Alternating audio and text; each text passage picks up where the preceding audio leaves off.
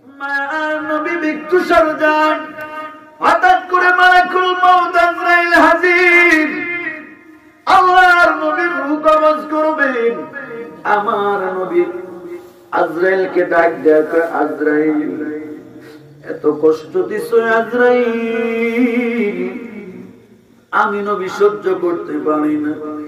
এর আজরাইল আমার বুকে কেউ পাহাড় চাপা দিয়েছো নাকি? জিব্রাইল ডাক দেয়, কই নবী না না, তাহলে আমার বুকে এত ব্যথা লাগে কেন? মালাকুল মউত আজরাইল ডাক দেয়া, কো পয়গম্বর আমি সামান্য আমার হাতের একটা আঙ্গুলি আপনার বুকের উপরে রাখছি। মার নবী কয়, আজরাইল এই সামান্য আঙ্গুল যদি বুকের উপরে রাখলে এত ব্যথা হয়, আমি নবী সহ্য করতে পারি না।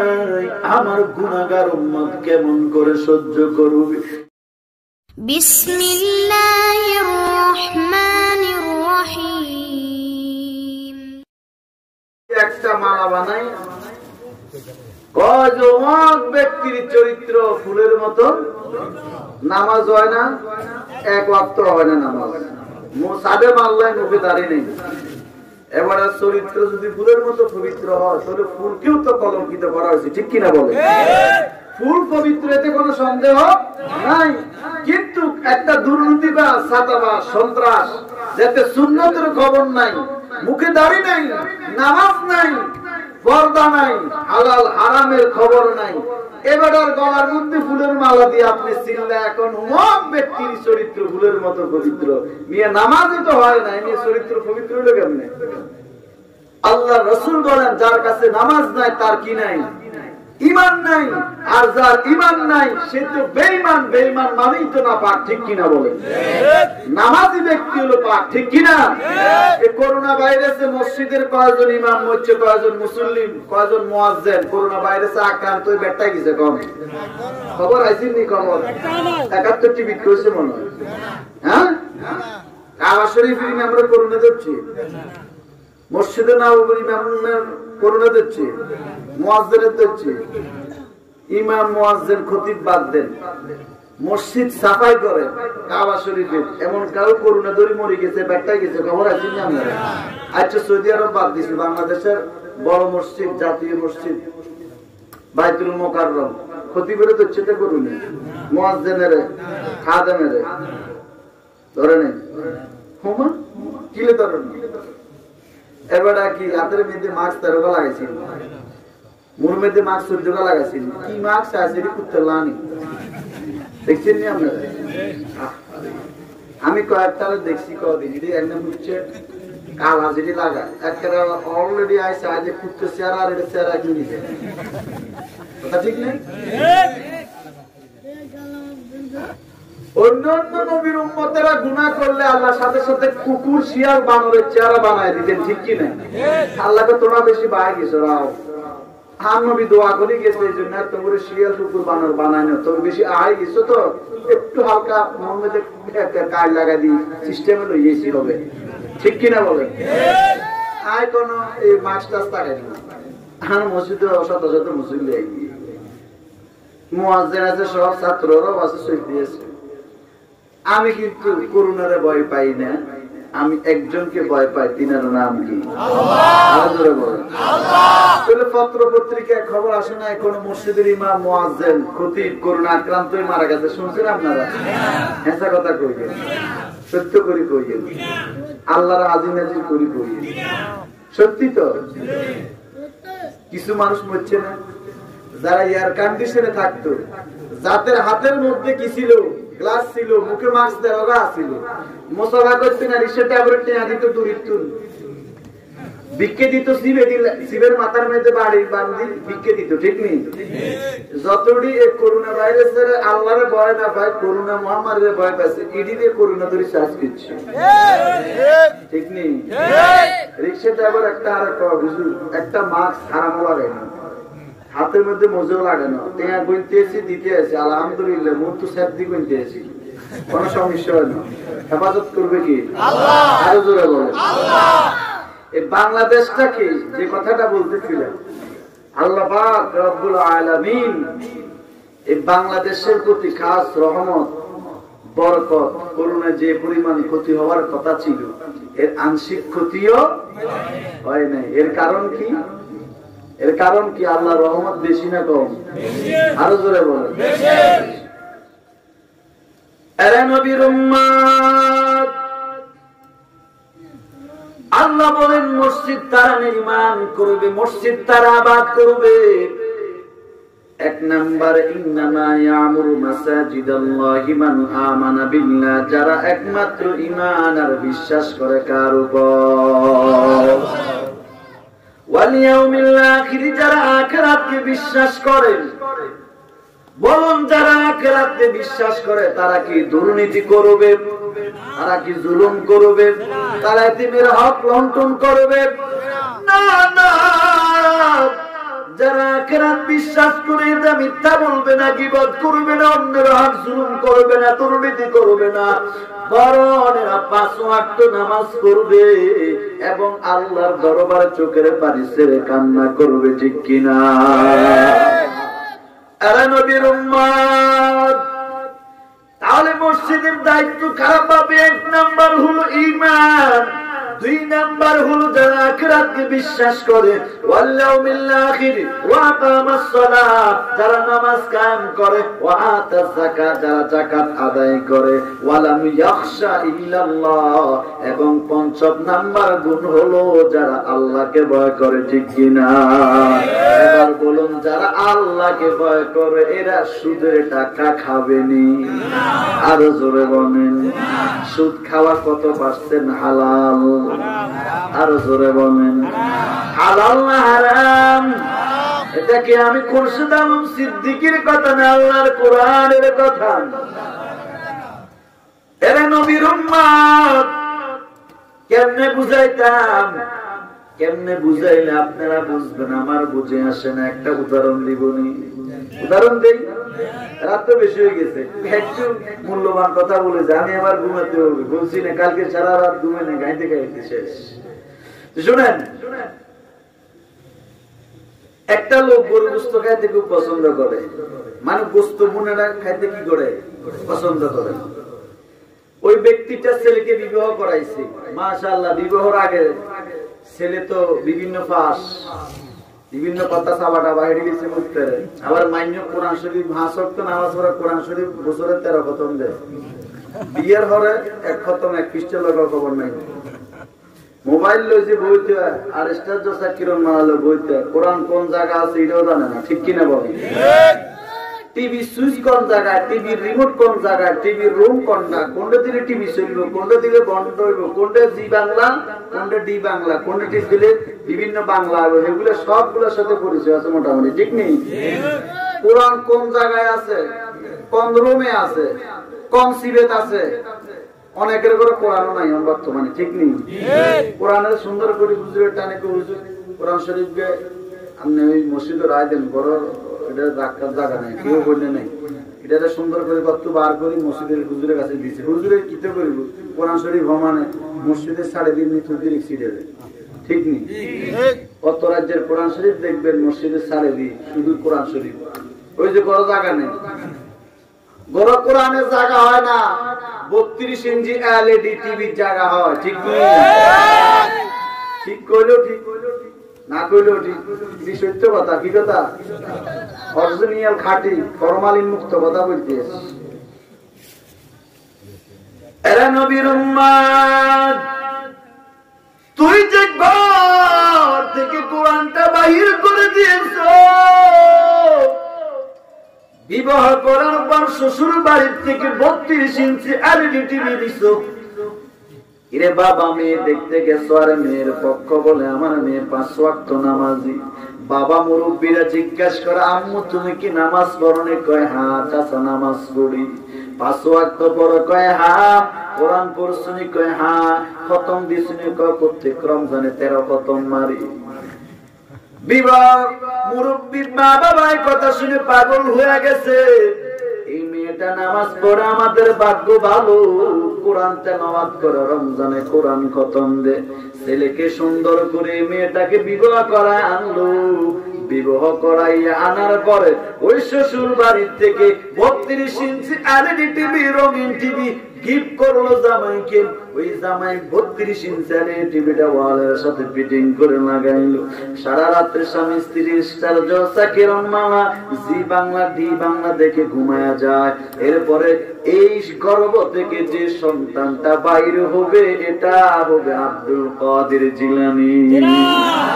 ওমা কয় কি জনজনের 32 ইঞ্চি এলইডি টিভি দেখি, নাচ গান দেখি, মাশাআল্লাহ মিলেমিশে করছে, ঘুমাইতে আছে। এবারে বাচ্চা জিনের দুনিয়াতে আসবো, এটা আব্দুল কাদের জিলানী হবে না?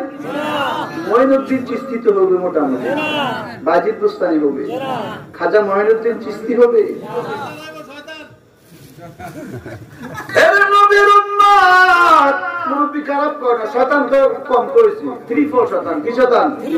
কারণ বর্তমানে শতান কিছু দায়িত্ব দিয়ে হাতে গুম যেতে আছে, আমার দায়িত্ব নাই, ঠিক কিনা বলেন? কারণ যে দেশের টুপিওয়ালা পাগড়িওয়ালা আল্লাহর নবীর দিয়ে আল্লাহ গেছে গায়েব হইয়া, আর নবীর খাজা পাইয়া ঘুমাই আছে আজমিরে বাবারে তোর দরবারেতে কেউ ঘুরে নেই। শতানের কি আর বাংলাদেশে দরকার আছে? শতান কার দায়িত্ব সব হাতের দিয়ে দিছি, এতে পালন করতে আছে। টুপি মাথার দি, হুজুরের বেশ ধরি, মানুষের ইমান নষ্ট করে মানুষকে কুফরের দিকে নিয়ে যাইতেছে। আমার আর ইমান নষ্ট করা লাগবে? শুনেন নাই আপনারা যারা মোবাইল চালান, শুনছেন নি? সুন্দর খবর, আল্লাহ হেদায়েত দান করুন। আরে নবীর উম্মত, ও পর্দার মা, আপনিও মা বাইজিদ বুস্তানির মাও মা, আপনিও মা কুতুবউদ্দিন বখতিয়ার কাকি রহমাতুল্লাহ আলাইহির মাও মা, আপনিও মা ইমামে আযম আবু হানিফা রহমাতুল্লাহ আলাইহির মাও মা, আপনিও মা বাইজিদ বুস্তানির মাও মা, আপনিও মা আব্দুল কাদের জিলানীর মাও মা, আপনিও মা শাহজালাল শাহপুরানের মাও মা, আপনিও মা আমানত শাহ রহমাতুল্লাহ আলাইহির মাও মা। কে আমানত শাহ দুনিয়ার লাইনে এত শিক্ষিত না, এত টাকাওয়ালা না, গাড়ি বাড়ির মালিক না, একজন ডিসির পিয়ন ছিলেন, খাদেম ছিলেন, পাশে দাঁড়ায় বাতাস করতেন। আজকে দেখো ডিসির খবর নাই, ডিসির কোন গ্রাম কোন ঠিকানা কেউ জানে না, কোথায় তার খবর কোনো খবর নাই। অথচ তাকায় দেখো চট্টগ্রাম বয়ানে গেলে গভীর রাত্রে বয়ান শেষ করে মাঝে মাঝে আমানত শাহ ওই কবরের কিনারে দাঁড়ায় একটু জিয়ারত করি। তাকায় দেখি রাত 12টা 1টার পরেও মানুষ আল্লাহর ওলির রওজার কিনারে দাঁড়ায় জিয়ারত করে, ঠিক কিনা? আজকে ডিসির পিয়ন কত দাবি হয়ে গেল, কেমনে করে আল্লাহর ভয়, আমল দিয়ে আল্লাহর সান্নিধ্য লাভ করেছে। এই জন্য ডিসির খবর না থাকলেও তার পিয়ন আল্লাহর গোলামি করার কারণে তার দাম বেড়ে গেছে, ঠিক কিনা বলেন? নবীর উম্মতের দল খাজা মঈনুদ্দিন চিশতি আজমিরি ভারতবর্ষে আসলেন। ভারতবর্ষে খাজা মঈনুদ্দিন তার জবানের কথা শুনে কেউ কেউ বলে 70 লক্ষ, কেউ কেউ বলে 99 লক্ষ খ্রিস্টান, 99 লক্ষ বিদ্রোহীর সাথে সাথে খাজা মঈনুদ্দিনের জবানের কথা শুনে কালেমা পড়েছে একসাথে। খাজা মঈনুদ্দিনের মনে বড় খুশি, বাড়ির দিকে দৌড়া, বাড়িতে গিয়ে আমার সালাম দিয়া কই, মা তোমার জীবন বড় ধন্য রে মা, তুমি কি একটা মজার খবর শুনবা? কয় কি? এরা মা তোমার সন্তান মঈনুদ্দিনের জবানের কথা শুনে আজকে কত লক্ষ লক্ষ খ্রিস্টান কালেমা পড়েছে। মা চোখের পানি ছেড়ে ডাক যা করে, মঈনুদ্দিন এটা তোর বুজুর্গি না, তোর বুজুর্গি না, এটা একমাত্র আমি মার বুজুর্গি আর চোখের পানি। কি বুজুর্গি মা? হিরে মঈনুদ্দিন, আমি মা তুই যখন আমার গর্ভে ছিলি, আমি মা আল্লাহর কসম জীবনে এক ওয়াক্ত নামাজও কোনদিন বাদ দেই না। আমি মা তোর গর্ব নিয়ে পর্দায় চলি নাই, আমি মা তোর গর্ব নিয়ে কোরআন তেলাওয়াত বাদ দেই নাই, তাহাজ্জুদ বাদ দেই নাই। আমি তোর গর্ব নিয়ে ওই গভীর রাত্রে উঠে আল্লাহর দরবারে তাহাজ্জুদের মুসল্লায় চোখের পানি ছেড়ে কান্না করছিল আর বলছিলাম, দয়ার আল্লাহ তুমি আমার গর্ভে একটা সন্তান দিয়েছো, ও দয়ার আল্লাহ এই সন্তানটাকে তুমি বেঈমান বানায়ো না রে আল্লাহ, আমার গর্ভের সন্তানটারে তুমি জাহান্নামের আসামি বানায়ো না, এমন একটা নেককার ছেলে দাও যেই ছেলেটা হবে যুগের শ্রেষ্ঠ ওলি কামেল, যার জবানের কথা শুনে হাজার হাজার বেঈমান কালেমা পড়ে মুসলমান হবে। ও দয়ার আল্লাহ একটা নেককার ছেলে দাও। মুহিনুদ্দিন শুধু দোয়া করি নাই, তুই যেই দিন দুনিয়ায় আসবি ওই তুই দুনিয়ায় আসার পর আমি মায়ের মুখের দুধ 2 বছর পান করেছো, আল্লাহর কসম করে বলি হে মুহিনুদ্দিন, আমি মা তোর যতদিন মুখের মধ্যে দুধ দিয়েছি, আমি মা একটা দিনও বিনা ওযুতে তোর মুখে দুধ তুলে দেই না। অথচ এখন গর্ভে সন্তান আসার আগে স্বামী স্ত্রীর যৌবনের প্র্যাকটিস করে স্টার জলসা কিরম মালা দেখি, গর্ভে সন্তান আসছে নিয়া হিন্দি ফিল্ম দেখে, গান বাজনা দেখে, এরপরে সন্তান দুনিয়ায় আসছে, এখান দিয়ে সন্তানকে দুধ দোহন করে, এখান দিয়ে সিনেমা দেখে, এখান দিয়ে মোবাইলে গান বাজনা শুনে, ঠিক কিনা? এটা কি মুহিনুদ্দিন হবে না ইবলিস কামেল হবে? ইবলিস হবে না? ইবলিসকে আমার দায়িত্ব নাই, শেষ দায়িত্ব দিয়ে দিছি মাশাআল্লাহ। এখন তোমাদের গর্ভ থেকে যিনি বাইর হবে সবগুলা ইবলিসের থ্রিফল ইবলিসের খালাতো ভাই, ঠিক নেই? আগের দিনের মা বোনেরা 10 জন 12 জন ছেলে সন্তান জন্ম দিছে না, কইছে না? কয়জনের সিজার হচ্ছে, হেড কাটছি না, কয়জনের সিজার আসিল না, মুরব্বীরা নাম হচ্ছে না সিজার কারণে। আহারে শিক্ষিত কি থুবারে বাপরি, আইএ বিএ এমনি অনার্স ইংলিশে কথা কর, what is this not is this Bangladesh, English টুকার কর কিন্তু খেবুড়িতে কারিজার লাগে, তারপরে দুটো বেশি নাম দেখে না, ঠিক কিনা বলে? শিক্ষা সব শিক্ষা জাতির মেরুদণ্ড নয়, ঠিক কিনা বলে? একমাত্র কোরআন হাদিসের শিক্ষা যে মা বোনদের ভিতরে আগে ছিল, যদি এরা IA BA honours masters SSC করে নাই, কিন্তু কোরআনটা তারা পড়েছে, ঠিক কিনা বলে? গর্বে নিয়ে কোরআন তেলাওয়াত করেছে, আল্লাহর কাছে সাহায্য চাইছে। এই যে 10টা 12টা 8টা 60টা ছেলে সন্তান তাদের গর্ভ থেকে দুনিয়ায় আসছে, ভিটামিন ক্যালসিয়াম আয়রন ওষুধ কারা কয় কোটি এতেন, ডাক্তার কারা কয় কোটি এতেন, আলটা কারা কয় আল্লাহ হেদায়েত করতে বলি, এতটা করতে পারতেন, ঠিক কিনা বলে? কি এর ভিটামিন ট্যাবলেট, কি এর ডাক্তার, কি এর আয়রন, কি এর ক্যালসিয়াম, কি এর দুধ, বারা বাইতে বাইতে কাজ করতে করতে তো সংসারের খবর নাই, ঠিক নেই? ভাতের হ্যান গাইছে, আমার আম্মা বলে আমি হ্যান গালি তুইছি, ভাত রান্ধি তুইছি, এরপরে তুমি কি নিয়ে এসছো? আর মাশাআল্লাহ দিলে কুদরে ঢোয়ালে ডাক্তারে কইছে হাঁস কি যাও গেলে কেন, ডাক্তারে শুধু কইছে খাইবার নাক করে শুধু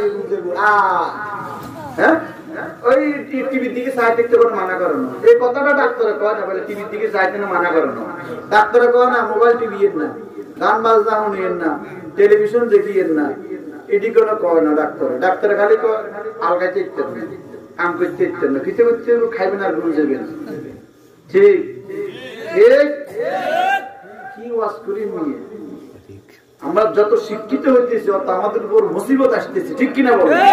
কিসের শিক্ষিত হইতেছি আমরা? আগের দিনের মা বোনরা পড়ালেখা না, তারা মূর্খ ছিল, কিন্তু তাদের গর্ভ থেকে বাচ্চা এসছে, ক্যালসিয়াম নাই, কিছু নেই, আল্লাহ রহমতে বাচ্চা আল্লাহ খালাস করে দিয়েছে, কারণ তারা কোরআন পড়ে আল্লাহর কাছে সাহায্য চাইতো, আল্লাহ পাক তাদেরকে হেফাজত করতো, ঠিক কিনা বলো? কত কথা আছে আমার ভিতরে, সব কথা তো বললে রাত পয়সা রুবি, সব কথা বলতে পারতেন না আমি। আল্লাহ হেদায়েত দান করুন বলি আমি। তাহলে পেট যদি ভালো হয়, গর্বের মা যদি ভালো হয়, মা বোনরা হলো একটা কারখানা, কি এদের গর্ব থেকেই তো নবীরা এসেছে, ঠিক কিনা বলেন? বাইজিদ বুস্তানি এসেছে, কুতুবউদ্দিন এসেছে, শাহজালাল শাহপরান এসেছে, ঠিক কিনা বলেন? এরা নবীর উম্মত। এই ঘরের মধ্যে টিভি রাখার জায়গা হয়, আল্লাহর কোরআন রাখার জায়গা হয় না। আল্লাহর কসম, এই যে তুই ঘর থেকে কোরআনটা বাহির করে মসজিদের মধ্যে পাঠায় দিবি, আল্লাহর নবী হাদিসে ডাক দেখো উম্মত, এই কোরআন যদি কিয়ামতের ময়দানে কারো পক্ষে সাক্ষী দেন, ওই আমার উম্মতটা বিনা হিসাবে জান্নাতি। আর কোরআন যদি কারো বিপক্ষে সাক্ষী দেয়, চাইছে পীর হোক, চাইছে আলেম হোক, মুফতি হোক, মুহাদ্দিস হোক না কেন, ওই ব্যক্তি জান্নাতে যাওয়া সম্ভব হবে না। পয়গম্বর হাদিসের মধ্যে বলেন, قالَ النبي صلى الله عليه وآله وسلم إذا وضع الميت في قبره جاء القرآن عند رأسه والصلاة عن يمينه والصيام عن شمال وسائر الحسنات عند رجليه। পয়গম্বর হাদিস শরীফে বলেন, দুনিয়ার লাইনে মানুষ বিপদে পড়লে মা বাবা দৌড়াইয়া আসে, সন্তানেরা দৌড়াইয়া আসে, বিপদের খবর শুনে বন্ধুরা দৌড়াইয়া আসে, কিন্তু ওই ব্যক্তিটা যখন মরার সময় মালাকুল মউত আজরাইল যখন তার সামনে দাঁড়াবে, কঠিন বিপদ, এমন মুসিবত, আর নবী বলেন বেঈমানের রূহটা যখন আজরাইল কবজ করার জন্য আসবে, ওই বেঈমানের সামনে এমন ভাবে দাঁড়াবে, জমিনটা থাকবে, পাও দুটো থাকবে জমিনে, মাথা থাকবে আসমানে, এক হাত মাশরিকে আর এক হাত মাগরিবে, চক্ষু দুটি নীল নদীর মতো বড়। ওই বেঈমানের রূহটা কবজ করার জন্য মালাকুল মউত আজরাইল আসবে। ওই সময় মরণওয়ালা ব্যক্তি, ওই বেঈমান, ওই আজরাইলের বিকট চেহারা দেখার পর তার চোখগুলি ঘুরতে থাকবে, জিহ্বা কামড়াইয়া রক্ত বাইর হবে, ঠিক নি বলেন? কিছু কিছু মানুষের মরণ দেখবেন মরার আগে চতুর্দিকে কেমন কেমন জানি তাকায়, জিহ্বা কামড়ানি শুরু করে, মুশারায় পেলে পায়খানা করে দেয়, প্রস্রাব করে দেয়। তার মানে হলো ওই আজরাইলের বিকট চেহারা দেখিয়া বান্দা ঠিক থাকতে পারে না। এর নবীর উম্মত বলেন, এমন একটা সময় আপনার আমার হবে কি হবে না? মায়ার নবী মৃত্যু সরজান, হঠাৎ করে মালাকুল মউত আজরাইল হাজির, আল্লাহর নবীর রূহ কবজ করবেন। আমার নবী আজরাইলকে ডাক দেয়, আজরাইল, এত কষ্ট দিছ আজরাইল, আমি নবী সহ্য করতে পারি না। এর আজরাইল, আমার বুকে কেউ পাহাড়ের চাপা দিয়েছো নাকি? জিবরাইল ডাক দেয়, কই নবী, না না, তাহলে আমার বুকে এত ব্যথা লাগে কেন? মালাকুল মউত আজরাইল ডাক দেয়া, কো পয়গম্বর, আমি সামান্য আমার হাতের একটা আঙ্গুলি আপনার বুকের উপরে রাখছি। মার নবী কয়, আজরাইল, এই সামান্য আঙ্গুল যদি বুকের উপরে রাখলে এত ব্যথা হয়, আমি নবী সহ্য করতে পারি নাই, আমার গুনাহগার উম্মত কেমন করে সহ্য করবে? সাথে সাথে মৃত্যুর এই যন্ত্রণার সময় আল্লাহর কাছে দোয়া করে, ও মালিক, তুমি আমার উম্মতের যদি মৃত্যু এত কষ্ট দাও, আমার উম্মত সহ্য করতে পারবে না রে আল্লাহ। ও দয়ার আল্লাহ, তুমি আমার উম্মতের মৃত্যুর যন্ত্রণা দিও না।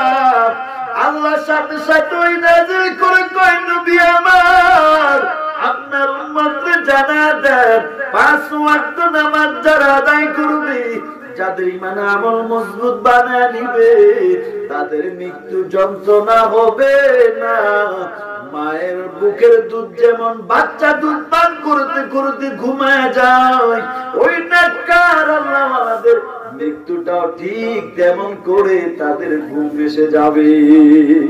আর বেঈমানদের সামনে বিকট আকৃতিতে দাঁড়াবে, বেঈমানের হুঁশ হারাবে। ওই চরমনের কুতুব আল্লাহর ওলি বলে বেঈমানের রূহটা ধরে যখন মালাকুল মউত আজরাইল টান মারবে, কয়েকটা লাঠির সাথে তুলা মেখে আলকাতরার মধ্যে যেমন বাড়ি দিলে ওই আলকাতরার সাথে লাঠির সাথে তুলাগুলি চিরে চিরে চলে যায়। বেঈমানের রূহটা যখন মালাকুল মউত আজরাইল টান মারবে, শরীরের সব কয়টা জোড়া চিরে চিরে আজরাইলের হাতে চলে আসবে।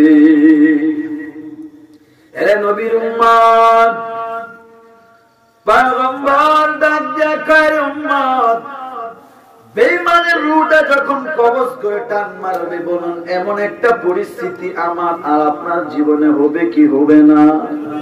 আরো জোরে বলেন। মায়ের নবী ডাক দিয়া কয় উম্মত, ওই বিপদের সময় সাহায্য করার কেউ নাই। কারণ দুনিয়াতে টাকা বাড়লে, সম্পদ বাড়লে, টাকার গরমে, ক্ষমতার গরমে দেহরক্ষী রাখা যায়, বডিগার্ড রাখা যায়, কিন্তু মনে রাখবা রুহু গার্ড কিন্তু রাখা যায় না। রুহু গার্ড রাখা যায়, দেহরক্ষী রাখা যায়, বডিগার্ড রাখা যায়, কিন্তু রুহু গার্ড রাখা। শত শত মানুষ চতুর্পাশে গিরাপ, কেউ আপনার কাছে ঢুকতে পারে না। করোনা ভাইরাস আসতে তো কসু, আপনি এমন ঘরে ঢুকলেন আপনার সাথে কেউ দেখা করতে পারে না, কথা বলতে পারে না। বলুন করোনা ভাইরাস যদিও না ঢুকতে পারে, আজরাইল ঢুকতে পারমিশন লাগবে না। আরো জনে বলেন। সাদ্দাত বিশাল জান্নাত বানাইছে, আল্লাহর সাথে পাল্লা দিয়া কো আল্লাহ আমি আপনার জান্নাতে যাব না। নিজে একটা জান্নাত বানাইছে, জান্নাত বানায়া জান্নাত উদ্বোধন করার জন্য দৌড়ায়। হঠাৎ করে পথের মধ্যে একটা বৃদ্ধ মুরব্বি লাঠি নিয়ে হাঁটে। মুরব্বিটাকে সাদ্দাত দেখলেন যাওয়ার সময়, কিন্তু সাদ্দাত ওই জান্নাতের দরজার সামনে গিয়ে যখন ঢুকবেন, সামনে তাকায় দেখে দরজার সামনে ওই যে পিছনে মুরব্বিটা পালায় আসছিলাম, ওই ব্যক্তিটাই আমার জান্নাতের ভিতরে সামনে দাঁড়ানো। সাদ্দাত ডাক দিয়া কয় কে মুরব্বি, আপনি কেন পিছনে পালায় আসছিলাম?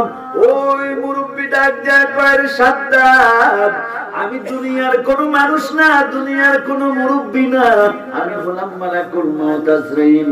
এই সময় আল্লাহর পক্ষ থেকে পরওয়ানা জারি হয়ে গেছে, তোমাকে এক্ষুনি আমি মালাকুল মউত আজরাইল নিয়ে যাব। এরে নবীর উম্মত, পয়গম্বর বলেন দুনিয়ার লাইনে বিপদে পড়লে মা আসে, বাবা আসে, ভাই আসে, বন্ধু আসে। কবর জগতে বিপদ আছে না নাই? মুসিবত আছে না নাই? বিপদ কম না বেশি? মায়ার নবী বলেন আল কবরু রাউজাতুম মিন রিয়াজিল জান্নাহ আও হুফরাতুম মিন হুফারিন নার। কারো কারো জন্য কবরটা হবে জান্নাতের বাগান, আবার কোন কোন বেঈমানের জন্য কবর হবে জাহান্নামের গর্ত। এর নবীর উম্মত, মায়ার নবী বলেন ওই কবরে রাখার পর 4 গুণ বন্ধু নিয়ে কবরে যাও। এই 4 গুণ বন্ধু নিয়ে যদি কবরে যেতে পারো, এই 4 গুণ বন্ধু তোমার কবরটা জান্নাতের বাগান বানায়া দিবে। কয়টা বন্ধু বলবো আমি?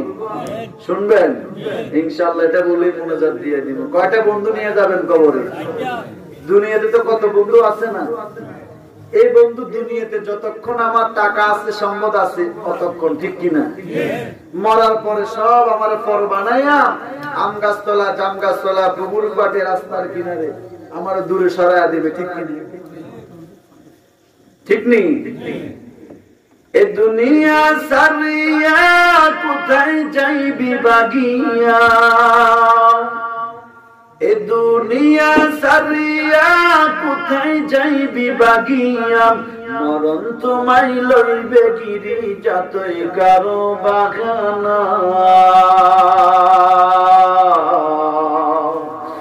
মরণ তোমায় নিবে গিরি যতই করো বাগানা চিন্তা করে দেখো না কবরে কি যাইবা না অবশেষে ঠিকানা শুধুই মাটির বিছানা ঠিক কিনা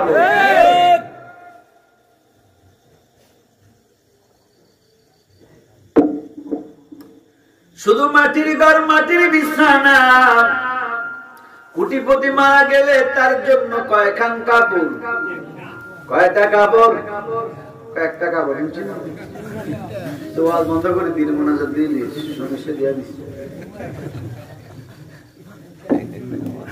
বিয়ে বাইতে না জানে উত্তর টাকা না মরেন না কাপড় কাটতে মরছে হেতে করে দেন বাই দিয়ে আর অবস্থা খারাপ একটু বাই দেন একটু বাই দেন বলি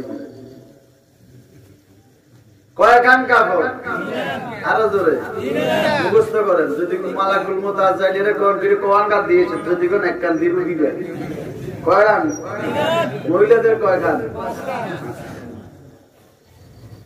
শিল্পপতি ধনী মানুষ মারা গেলে তার জন্য তো দিছিলেন বাড়তি দিব যেটা এবারে ধনী মানুষ এবারে কি তো কিটা বানাইছিল হ্যাঁ মুড়ি দেশে কয় আস্তে আস্তে কারেন্টের লাইন সমস্যা আছে দিকে তাকান ঘুম গেছে তো আসেনি আর ঘুম ভাব বাউন যদি গান মমতা জাফর লাগা দিয়ে নেওয়ারি সাইছে খির ঘুম ঘুম 13 দিনও আইতে না ঠিক নেই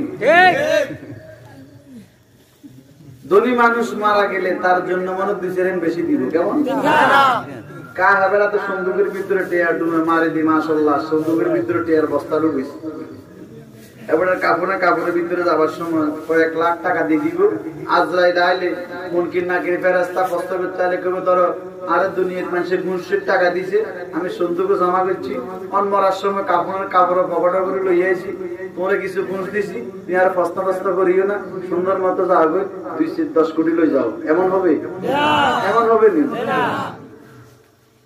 কায় নিয়ে কোটিপতি এমির জন্য কয়খান রাস্তা রিক্সা চালক মারা গেলে গরিব মারা গেলে তার জন্য কয়টা কাপড় কোটিপতি 7 তলা বিল্ডিং এ ঘুমায় বক্স খাটে ঘুমায় জাজিমের উপরে ঘুমায় দামি কম্বল গায়ে দেয় ওই ব্যক্তিটা মরার পরে তার কি আর বক্স খাটে জাজিমের উপর রাখা হবে কোথায় রাখবে বলরে পাতলা একটা চাদর বিছায়া ঠিক কিনা বল আর রাস্তার সুইপার সে যদি মারা যায় তাকেও কোথায় ঘুমাবে মাটিতে পাতলা একটা কাপড় ঠিক নেই কোটিপতি মারা গেছে তারে কি মনে করেন বাথরুমের ভিতরে একেবারে যে ওয়াশরুম করছে গোসল করে পুতি আছে না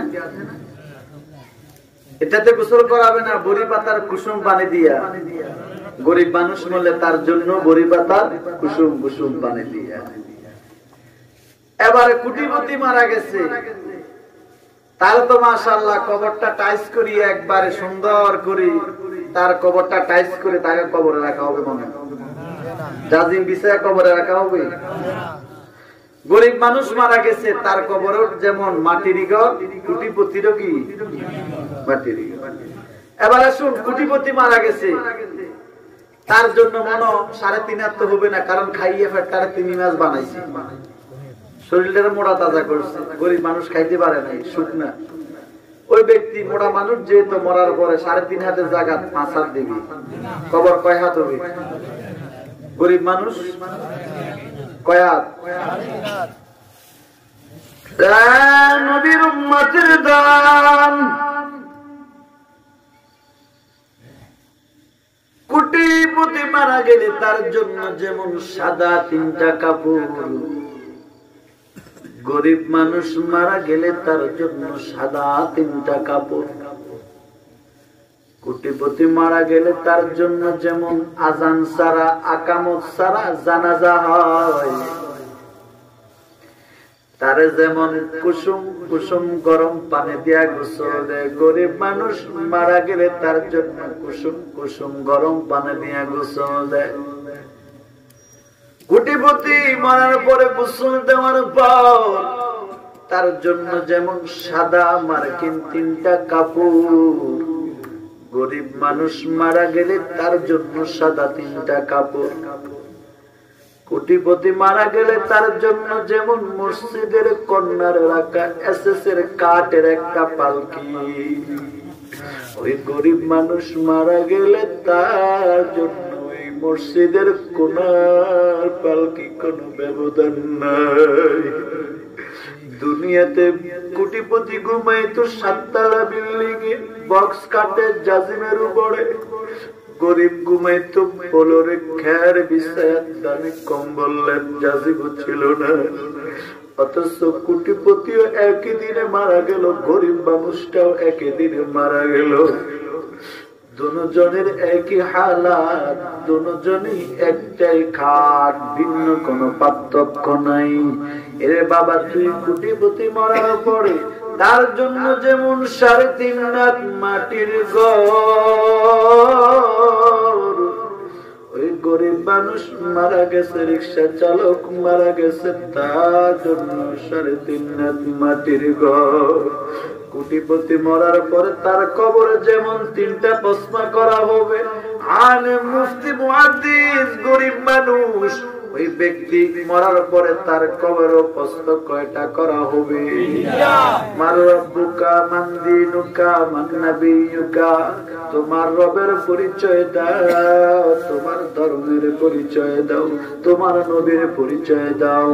যদি কোটিপতি প্রশ্নের জবাব যদি ঠিক হয়, কবরটা জান্নাতের বাগান। আর যদি প্রশ্ন বেঠিক হয়, সাথে সাথে তার কবরটা জাহান্নামের একটা গর্ত হয়ে যাবে। কেমন গর্ত হবে? মায়ার নবী বলে, সাথে সাথে মাটি এমন জোরে চায়, 3.5 লাখ কবর তো 3.5 লাখ কবর আর থাকবে না। মাটি এমন জোরে চাপ মারবে, রাসূলের সাহাবীরা কয়, নবী কেমনে চাপ মারবে? রাসূল ডান হাত বাম হাতটা আঙ্গুলটি মিলায়া ডাক দিয়ে কয়, সাহাবীরা ডান হাতের আঙ্গুল গুলি যেমন বাম হাতের আঙ্গুলের সাথে মিশে যায়, গুনাহগারেরকে যখন কবরে মাটি চাপ মারবে,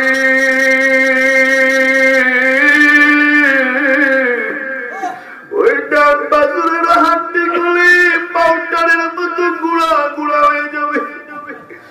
ডান বাজুরের হাড্ডি গুলি বাম বাজুরের সাথে মিশে যাবে, বাম বাজুরের হাড্ডি গুলি মাটির চাপে একেবারে ডান বাজুরের সাথে মিশে যাবে।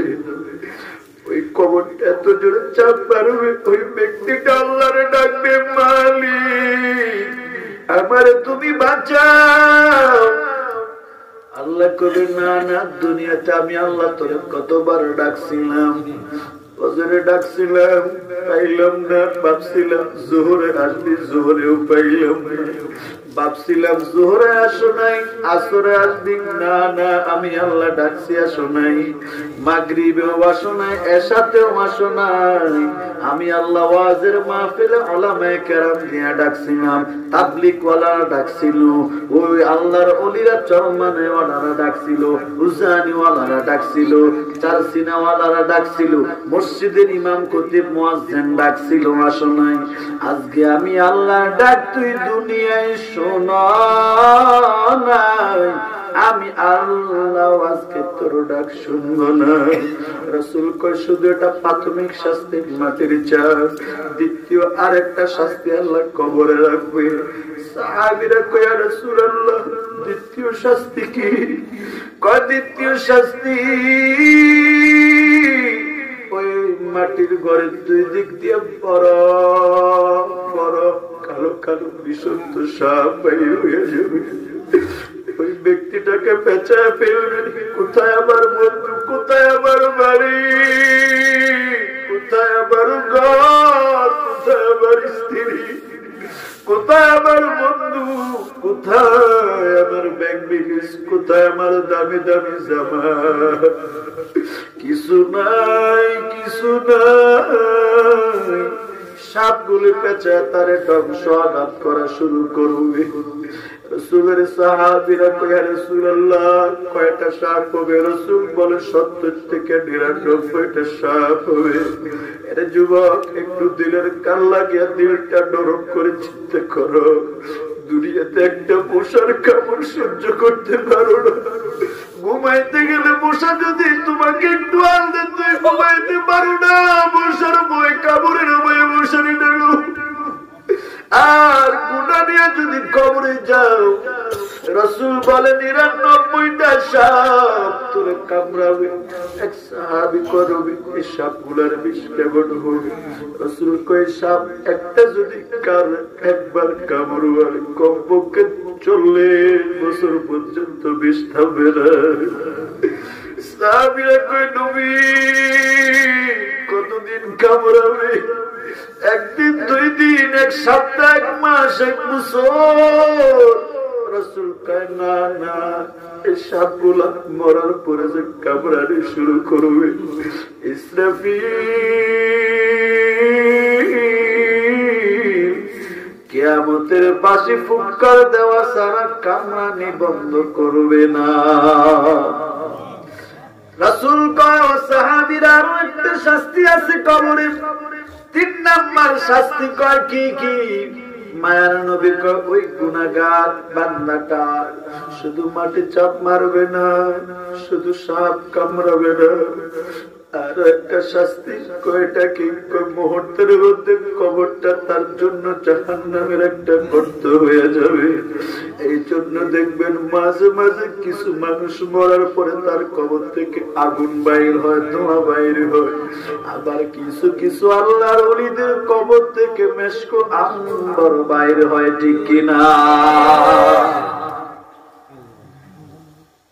আল্লাহর নবী বলেন ওই বিপদে কেউ নাই, 4টা বন্ধু নিয়ে যাও। কয়টা? 1 নাম্বার বন্ধু ইজা উজাল মাইয়িতু ফি কবরিহি জাআল কুরআন। 1 নাম্বার বন্ধুর নাম হলো কোরআন। কি বলে? আল্লাহর রাসূল বলে যারা দুনিয়ায় কোরআন পড়বে, কোরআনওয়ালার সাথে চলবে, কোরআনওয়ালাকে মহব্বত করবে, কোরআনের প্রতিষ্ঠানকে মহব্বত করবে, দান করবে, আল্লাহর নবী বলেন মরার পরে ফেরেশতারা প্রশ্ন করার জন্য যখন আসবে, কোরআনটা মাথার উপর দিয়ে বলবে কে আমরা ফেরেশতা, কেন আসছো? প্রশ্ন করতে আসছিলাম। কোরআন কয় না না, প্রশ্ন করা লাগবে না, আমার ওই বন্ধুটা ঘুমাইতেছে, তারা ঘুমে ডিস্টার্ব করিও না। কারণ কত রাত্রে আল্লাহর পাগল ঘুমাই না, রাত্রের গভীরে উঠিয়া আমি কোরআন সামনে নিয়ে কোরআন তেলাওয়াত করছিল, রাত্রের গভীরে বসে বসে কোরআনের বয়ান শুনছে। কত মানুষ ফেসবুক নিয়ে, মোবাইল নিয়ে, টিভি নিয়ে ব্যস্ত ছিল, বান্দা যায় নাই, যুবক যায় নাই।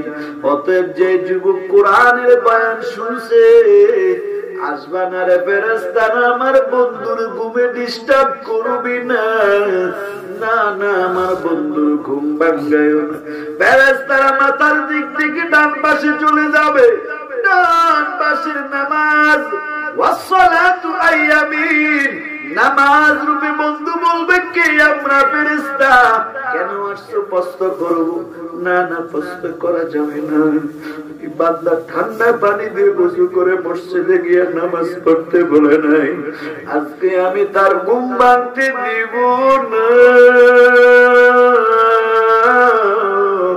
আমার বন্ধুর ঘুমে ডিস্টার্ব করিও না। ফেরেশতারা বাম কিনারে চলে যাবে, ওই বাম কিনারে রোজা ওয়াসিয়াম ওয়ান শিমাল, ওই রোজা নামক বন্ধু বলবে কে আমরা ফেরেশতা, প্রশ্ন করতে আসছো? না না, কোনো প্রশ্ন চলবে না। বান্দাটা কষ্ট করে রোজা রাখছিল, আমি আজকে তার বন্ধু। ফেরেশতারা পায়ের কিনারে চলে যাবে, পায়ের কিনারে ওয়াসায়ুল হাসানাতি আনদারি জিলাই, পায়ের কিনারে বন্ধুরা বলবে আসবা না কে তোমরা? বান্দার আমরা জীবনের যাবতীয় নেক আমল বান্দা মাঝে মাঝে চরমনের ময়দানে গিয়ে বয়ান শুনতো, মাঝে মাঝে উজানের ময়দানে গিয়ে বান্দা বয়ান শুনে কান্না করেছে, মাঝে মাঝে বান্দা শুক্রবার জুমার দিনে মসজিদে বয়ান শুনে কান্না করেছে, মাঝে মাঝে বান্দা দক্ষিণ ফেনুয়া কোরআন জাহান্নামের বয়ান শুনে কান্না করেছে। বান্দা মসজিদে গরিব হলেও দান করেছে, মাদ্রাসায় দান করেছে, আল্লাহ ওয়ালাদের পিছনে ইসলাম বিজয়ের জন্য, দিন বিজয়ের জন্য খরচ করেছে। বান্দা মাঝে মাঝে এতিমরে খাওয়াইছে, গরিব মিসকিনরে খাওয়াইছে, মাঝে মাঝে রিকশা চালককে চাউল কিনে দিছে, ডাউল কিনে দিছে, মাঝে মাঝে এতিম সন্তান মাদ্রাসায় পড়ে কিতাব কিনে দিছে, জামা সিলাইয়া দিছে, মাথায় টুপি কিনে দিছে, পায়ে জুতা না জুতা কিনে দিছে। আমি হলাম বান্দার জীবনের যাবতীয় স্বপ্নে কাম। এই চারটা বন্ধু নিয়ে কবরে যাওয়ার তৌফিক আল্লাহ দান করুন বলে আমিন। মসজিদের সদস্য আবুল বাশার ফরাজি গত বছর মারা গেছে, তার জন্য দোয়া করবেন। আর আইয়ুব আলী ফরাজি মারা গেছে। আমাদের মসজিদের সদস্য ইয়াসিন ফরাজি রাম্মা মারা গেছে। আরো অনেকে অসুস্থ। অনেকে দোয়া চাইছে, দোয়া করবেন।